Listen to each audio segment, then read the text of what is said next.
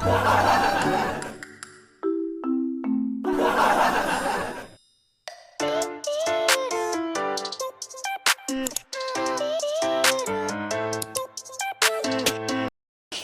naku, cellphone ka ng cellphone. Wala pa tayong ulam. Dito ka na. Dahil nagalit na si Junakis, pagbibigyan ko siya. Lutuin ko sila ng adobo. Pero, babawian ko sila. Hugasan muna natin itong karne. Tips mga ate kuya, mas masarap kainin pag bagong hugas. Yung pagkain. Safe na, malinamnam pa. Katako Sanjo TV, sanliban mo ako, please. Pera mo muna yung cooking skills mo.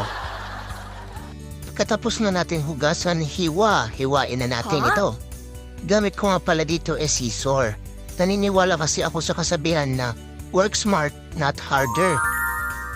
Yun lang, di ko alam kung smart ako or sadot lang. I-shortcut na natin baka mabulong kayo. Yan, tapos na natin gunting-guntingin. Isunod na natin yung bawang.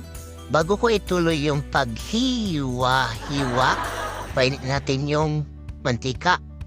Pag mainit na yung ulo ni Mrs. ay yung mantika, ilagyan na natin yung bawang. Pag brown na yung bawang, parang yung nagluluto. Isunod na natin yung karne. Ito ang pinaka-importante sa lahat, yung paborito ng girlfriend mo o kaya asawa mo. Toyo. Lagyan na rin natin ng paminta. Siyempre suka, tapatog, walang stopper. Habang inaantay natin maburak, magbalat muna tayo ng mangga. Ang tagal na kasing gusto ni bakit na bumili ako nito. Paano ba naman kasi nood siya ng nood ng nabumukbang? At kung anong nakikita niya, gusto niya yun ang kapabili niya. Hindi ko alam kung naginginaw o trip lang talaga niya. Yan, kibkiban natin, dapat walang matira kasi napakamahal niyan, $4 isa. No, tamang girl.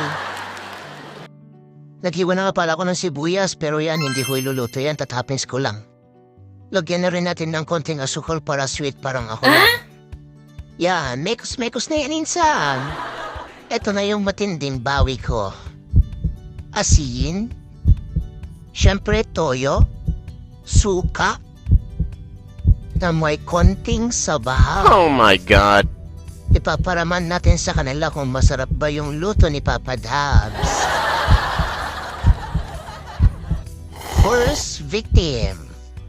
Napilitan, okay daw. Victim of love. Simkilig. Ang sama na ng tingin. Dahil makuha ko sa tingin, lugan na natin tong itlog ko na binili. Kimekos-mekos na lang natin konti, tapos na.